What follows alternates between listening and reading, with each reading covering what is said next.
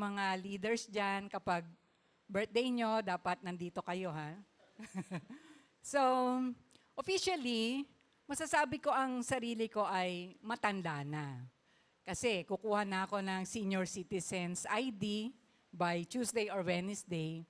Naalala ko, mami ko sabi ko sa kanya dati, Ma, ano pakiramdam ng matanda?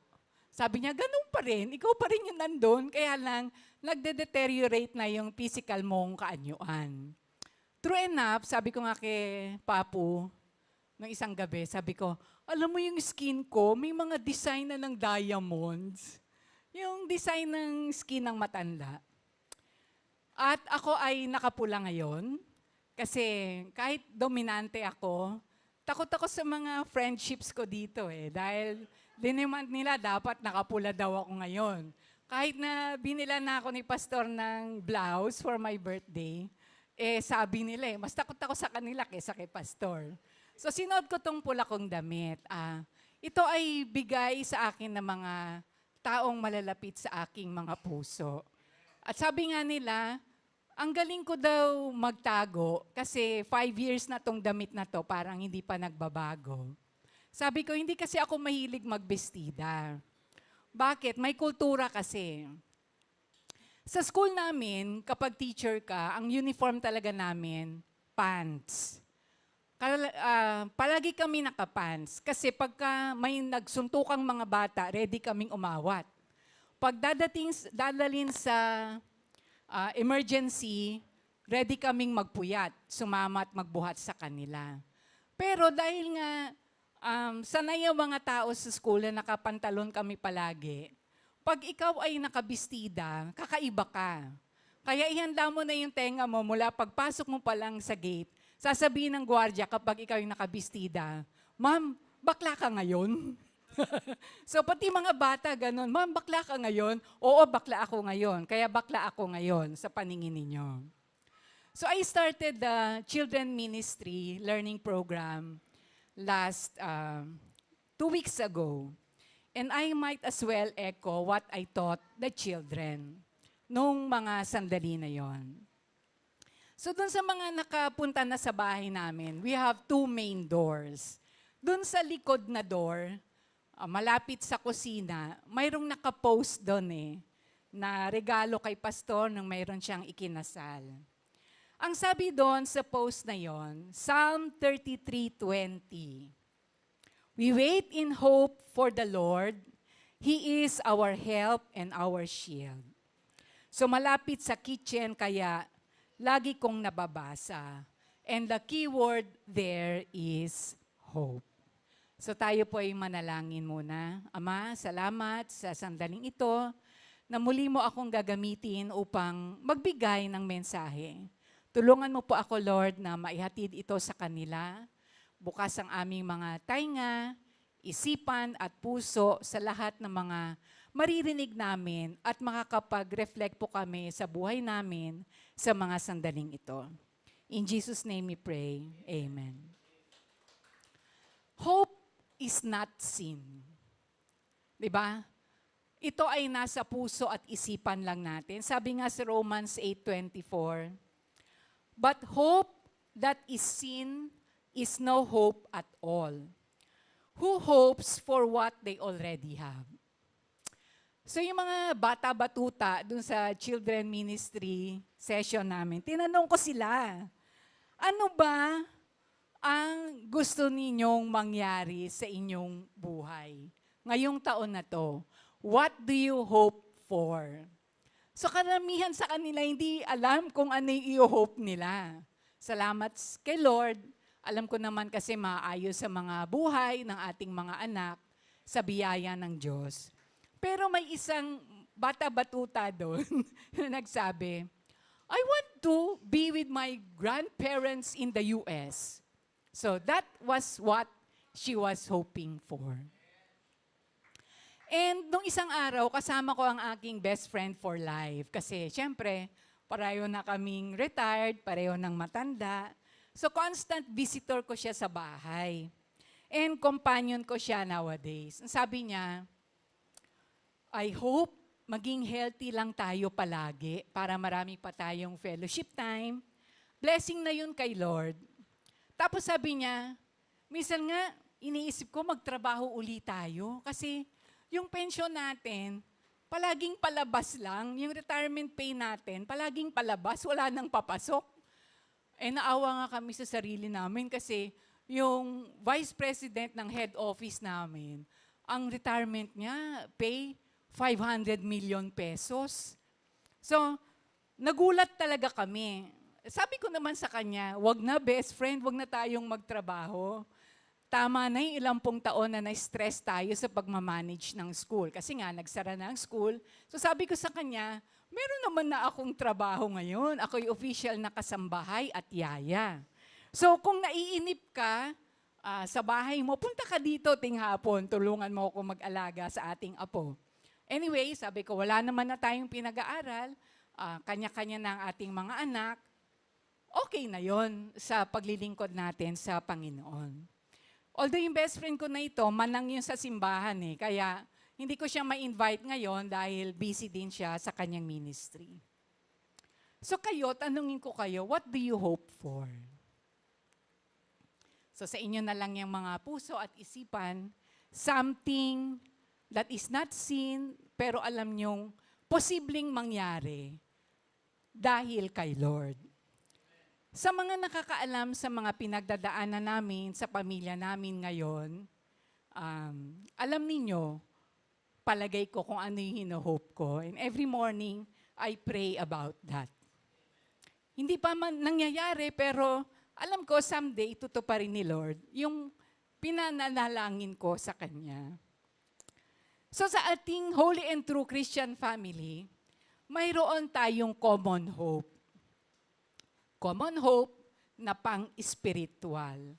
At ito ang palagi nating sinasabi sa pulpitong ito kahit sino man ang nagbibigay ng mensahe. Ito po yung tema natin, di ba, sa taong ito, the second coming of our Lord Jesus Christ and how we are going to prepare for it. Again, hindi pa nangyayari pero alam natin, umaasa tayo na mangyayari ito. Tandaan ninyo, Revelation chapter 16, verse 15, ang tema natin, sabi dyan, "Look, I come like a thief. Blessed is the one who stays awake and remains clothed, so as not to go naked and be shamefully exposed."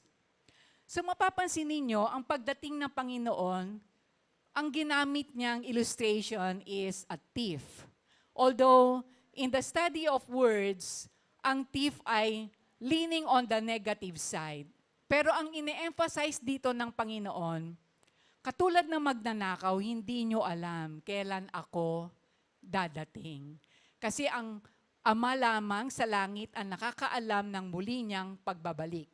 So, dahil hindi natin alam, kailangan lagi tayong handa. Dahil kung ang magnanakaw, ipapaalam niya na, "Oy, ngayong gabi, nanakawan ko kayo ha." Siyempre, maghahanda tayo ng sobra, di ba? Naalala ko sa community namin sa Bel Air, there was a time na may mga nagnanakaw na nakakalusot doon sa bakod namin sa mga perimeter walls. And nagnanakaw sila ng mga damit, mga sapatos, kung ano yung nakasampay sa labas ng bahay. Kaya there was a time na nag-prepare din ako, yung mga mamahaling sapatos, pinagtatago ko sa shoe cabinets. Tapos hindi ako nag-iiwan ng mamahaling damit na nakasampay, lalo na pagka umaalis kami kapag Sunday. So, dahil nga, He will come like a thief in the night, tayong mga Kristiyano, dapat lagi tayong handa. So yun ang pinaghahandaan natin, the second coming of our Lord Jesus Christ. Pero bago yon, gusto ko munang ipaalala sa inyo that during His first coming, so many of His followers were expecting miracles from Him. And two of them were, kung matatandaan ninyo, Jairus, a synagogue leader, and the woman who was bleeding for 12 years. Mapapansin ninyo ang story nila kung gusto nyong basahin. Nasa Mark 5. On that same day, Jesus gave them what they hoped for. So si Jairus, ano ba yung hope niya? His daughter was dying, but Jesus raised her from the dead. And the woman was immediately healed from bleeding. Instant yun. At that moment, ibinigay ng Panginoon sa kanila. Doon sa observations ko, number 12 in these stories was very significant. 12 years old yung bata na anak ni Jairus. 12 years ding dinudugo ang babaeng yon. Kaya itong number 12, ito na maging favorite ninyong number. Kasi ang daming mention ng number 12 sa Bible, the 12 tribes of Israel, the 12 disciples of our Lord, etc. Kahit sa panahon natin, di ba, the 12 months of the year, marami yan. Nakita ko rin dito, sa pag-aaral ko, yung contrast in their status in life. Dahil si Jairus ay synagogue leader, meron siyang mga servants, di ba? May kakayanan siya. While yung babaeng dinudugo, naubos na yung pera niya eh. Yung kakayahan niya sa pagpapagamot sa mga doktor, pero imbis na siya ay gumaling, lalo pa siyang nag-worsen sa kanyang kondisyon. At kung may contrast, pag sinabi kasing contrast in the study of words, the differences, no? At meron din naman diyang comparison. Ano yung comparison sa story nila? Both of them fell at Jesus' feet.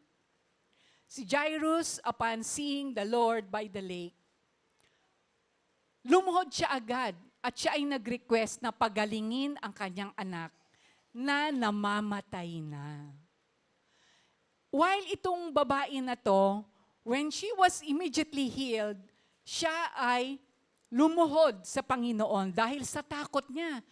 Sinasabi ni Lord Jesus na, "Power came out of me. Who touched my clothes?"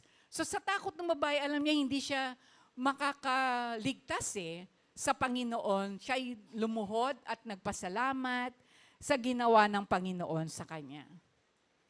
Ano pa yung nakikita ko doon? What do these stories tell us as Christians? So ano man ang katatayuan natin sa buhay, mataas man, mababa man, may kakayanan man, walang-wala man. Ako noon, school principal, yaya na ngayon, kasambahay na ngayon. So iba-ibang katatayuan sa buhay. Kaya tayong bigyan ng hope na ito ng Panginoon. We can all share this same hope. So what kind of hope in the second coming is this? Mind you, the second coming of our Lord Jesus Christ is personal and visible. Personal kasi may relationship tayo sa Panginoon. We can share in the second coming of Christ. Visible, lahat ng tao sa mundo ay makakakita sa muli niyang pagbabalik. Tayo masaya, yung ibang tao matatakot ng husto dahil hindi nila alam saan sila magtatago because the Lord will come in all His full glory. Sabi sa Acts chapter 1 verse 11, "Men of Galilee," they said, "why do you stand here looking in the sky? The same Jesus who has been taken from you into heaven will come back the same way you have seen Him go into heaven." So, ano yung background scenario dito? Before Jesus was taken to heaven, He had shown Himself to His disciples and to His followers after He died on the cross. So, He was resurrected to life. And He was with them for 40 days.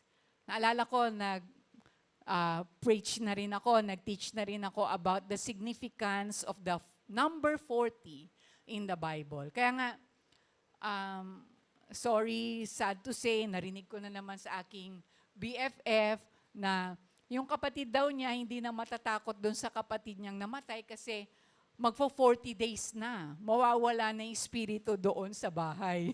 So, ang daming mga kwentong kutsero, kwentong barberya na iba na doon sa itinuturo ng ating Word of God.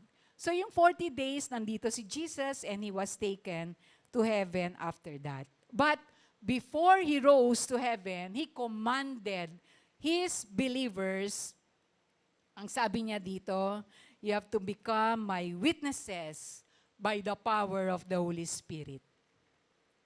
Kaya yun yung ating Great Commission. We have to witness for the Lord from our household to outside of our household and to far greater areas. And then, two men, ang ganda nito, two men dressed in white stood beside them and asked them that question na, why have you been looking in the sky?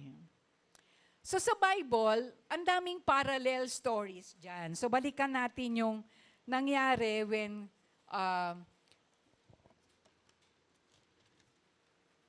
when Jesus was resurrected. Matatandaan ninyo sa story ng Matthew, there were also two men dressed in white. No? Pero sa story of Luke, yung two men na to, they were in clothes that gleamed like lightning. Kasi masyadong maputi yung suot nila kaya ang kintab-kintab, no? And these two men also stood beside the women who went to Jesus' tomb very early in the morning and asked them, why do you look for the living among the dead? So sa Synoptic Gospel, sa Book of Matthew, ang binabanggit lang doon si Mary Magdalene and the other Mary. Pero sa Book of Luke, ang binanggit dong women, si Mary Magdalene, si Joanna, Mary the mother of James, and of course, Jesus in the flesh, and other women. So marami silang nagpunta dun sa tomb. So yung two men na to, very significant din Sila yung, there were two men on the resurrection of Jesus Christ from the tomb. Two men also when He went up to heaven. So visible yung coming niya. So 1 Thessalonians chapter 4 verse 16. Sabi diyan, for the Lord Himself will come down from heaven with a loud command, with the voice of the archangel, and with the trumpet call of God. So are we ready to face the second coming of the Lord that will happen very, very soon? Ang aking pagtatapos dito is just an encouragement. We should not be afraid of the second coming of Christ because we can prepare for it. Ang daming sinasabi sa Bible how we can prepare for the second coming, but I would like to focus on what Titus chapter 2 verses 12 to 13 say. We say no to ungodliness and worldly passions. Ano pa ba yung mga pinagagawa natin sa buhay na makamundo? Na hindi kaaya-aya sa paningin ng Panginoon. Those ungodly ways. Hindi man tayo nakikita ng kapwa natin, kahit ng ating pamilya, nakikita tayo ng Panginoon sa bawat sandali. And to live self-controlled, upright, and godly lives in this present age while we wait for the blessed hope, the appearing of the glory of our great God and Savior, Jesus Christ. Balik po ako sa Psalm 31:24. Tayo, mga brethren, Be strong and take heart, all of you who hope in the Lord. Salamat po. Tayo po'y muling manalangin. Ama, salamat sa simpleng mensahe na inihayag ko ngayon. The preparation and hope for your second coming. Patuloy mo nga po kami, Lord, ihanda dahil any moment, parating ka na po, ano po ang iaharap namin sa inyo? Pag-uugali, nagawa para sa inyo, Lord, time, talent, and treasure. Ano po? Makakarinig po ba kami ng well done, faithful servant, come and enter my rest. Ito po ang aming dalangin sa pangalan ni Jesus. Amen.